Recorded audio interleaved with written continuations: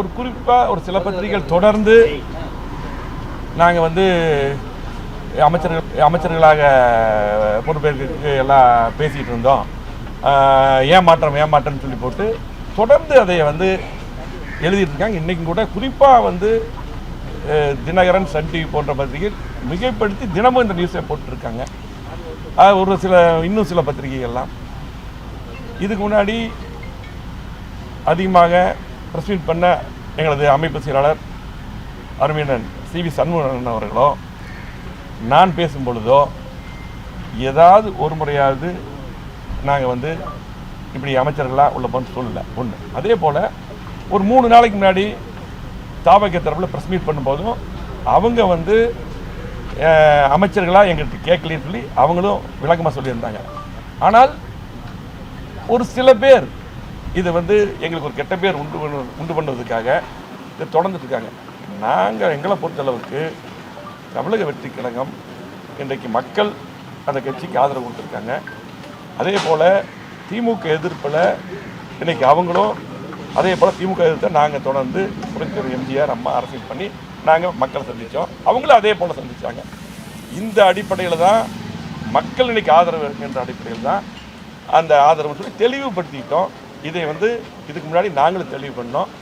ஆகவே தொடர்ந்து ஆனால் பார்த்திங்கன்னா எங்களது கழக தொண்டர்கிட்ட பொதுமக்கள்கிட்ட ஒரு பெரிய குரூப் வந்து இதை கொண்டு போய் சேர்த்திக்கிட்டே இருக்காங்க.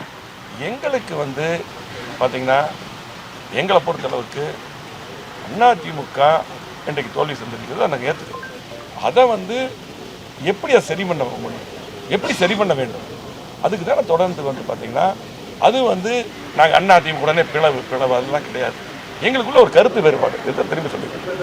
அந்த கருத்து வேறுபாடு எப்படி சரி செய்யணும் அதுக்கு தான் நாங்கள் பார்த்திங்கன்னா பொதுக்குழு உறுப்பினர்கள்லாம் இருக்காங்க. அதை பேசி ஒரு பொதுக்குழு கூட்டம்னு சொல்லி கோரிக்கை பொதுச்செயர் இப்போவும் பார்த்திங்கன்னா அன்றைக்கும் சொன்னால் இப்போ எப்போ வந்து அந்த எடப்பாடியார் தான் பொதுச்செயர் நாங்கள் அவங்ககிட்ட தான் அது கொடுப்போம்னு சொல்லி நாங்கள் வந்து ஆய்வு பண்ணணும் எப்படி இந்த தோல்வி வந்ததுன்னு சொல்லி இதைத்தான் சொல்லிட்டு. ஆனால் தொடர்ந்து இதை வந்து ஒரு தவறான எண்ணத்தை பதவிக்காக கொண்டு போய் சில பேர் ஒரு பெரிய டீம் ஒர்க்கே பண்ணிகிட்டு இருக்காங்க. ஒரு தவறான எண்ணத்தை இதுக்கு அந்த ஆளுங்கட்சி தரப்பும் அதுக்கு விளக்கம் சொல்லிட்டாங்க. அதே போல் பார்த்திங்கன்னா நாங்களும் அதை பற்றி இதுவரையிலும் நாங்கள் அதை பற்றி பேச முடியல. நாங்கள் வந்து எதுக்காக ஆதரவுன்னு ஃபஸ்ட்டு நாங்கள் விளக்க சொல்லிட்டோம். ஆனால் தொடர்ந்து வந்து பார்த்திங்கன்னா இன்றைக்கி அதை எழுதிட்டு இருக்காங்க. நாங்கள் கூட சரி இதுக்கு ஒன்றும் விளக்க சொல்ல வேண்டிய அவசியம் இல்லை, அவங்களே சொல்லிட்டாங்களேன்னு சொல்லிட்டு இருந்தோம். ஆனால் இன்றைக்கும் அதை எழுதுகிறாங்க. எனவே ரொம்ப ஒரு வருத்தமான ஒரு தவறான எண்ணத்தை வந்து இப்போ பார்த்திங்கன்னா இருக்க சூழ்நிலையில் ஊடகங்கள் ட்விட்டர், ஃபேஸ்புக் எல்லாம் ஒரு தவறான ஒரு எண்ணத்தை எடுத்து இதை அப்படியே பரப்பி மக்கள்கிட்ட கொண்டு போய் ஒரு குழப்பத்தை ஏற்படுத்தக்கூடிய சூழ்நிலை இன்றைக்கி காலம் மாறிட்டு இருக்கு. அதே போல் பார்த்திங்கன்னா நாங்கள் ஆதரவு கொடுத்தது மட்டுமல்ல, நாங்கள்லாம் பார்த்திங்கன்னா ஒரு பெரிய அஜெண்டாவே ரெடி பண்ணோம். அதில் வந்து பார்த்திங்கன்னா இதே போல் சட்டமன்றத்தில் அன்றைக்கி நாங்கள் ஆதரவு கொடுத்து பேசும்போது நான் தெளிவாக சொல்லியிருக்கேன். பதவிக்காக நான் பதிவாயிருக்கு, பதவிக்காகவோ ஆசைப்பட்டு எதுக்குமே நாங்கள் இல்லை. திமுக எதிர்ப்பு அதே போல் பார்த்திங்கன்னா இன்றைக்கி மக்கள் செல்வாக்கம் இருக்கிறத நாங்கள் ஆதரவு கொடுக்க சொல்லி போட்டு சட்டமன்றத்தில் நான் தான் பேசினேன். அன்றைக்கி ஆதரவு கொடுக்கறதுக்கு முன்னாடி பேசும்பொழுது அதுலேயும் பதிவு பண்ணியிருக்கிறோம்.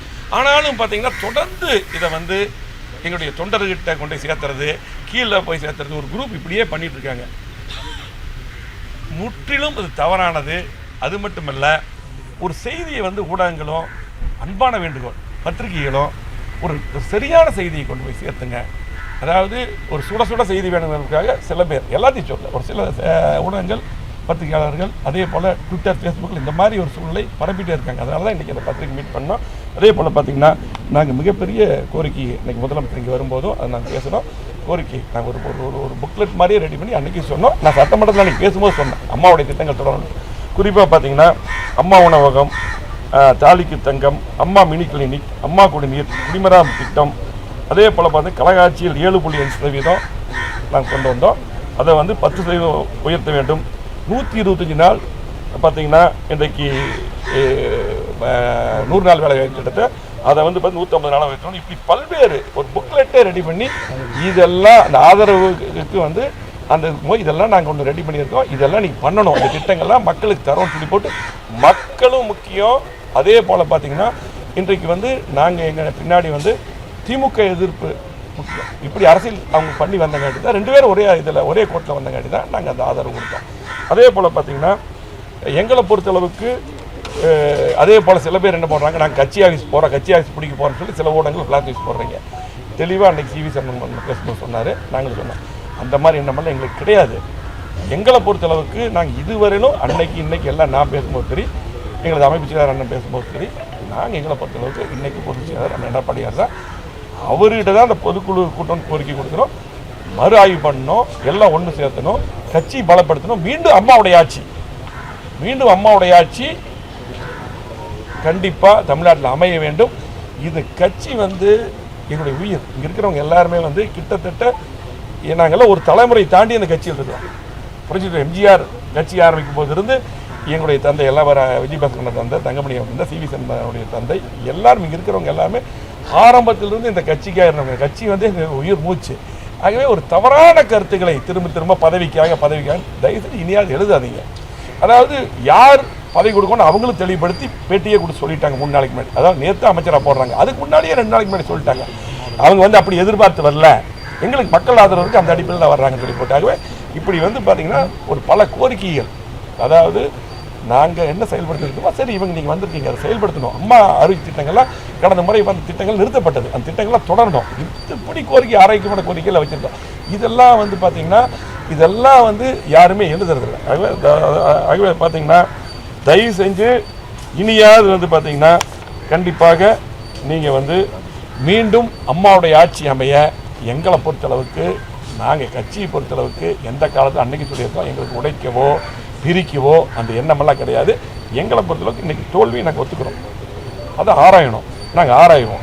அதே போல் பார்த்திங்கன்னா மீண்டும் அம்மாவுடைய ஆட்சி மீண்டும் தமிழகத்தில் வருவதற்கு, அதிமுக ஆட்சி கொண்டு வருவதற்கு, புரிந்து எம்ஜிஆருடைய ஆட்சி கொண்டு வருவதற்கு நாங்கள் பாடுபடுவோம். பொதுக்குழுக்காக எப்ப நம்ம லெட்டர் கொடுக்க போறோம்?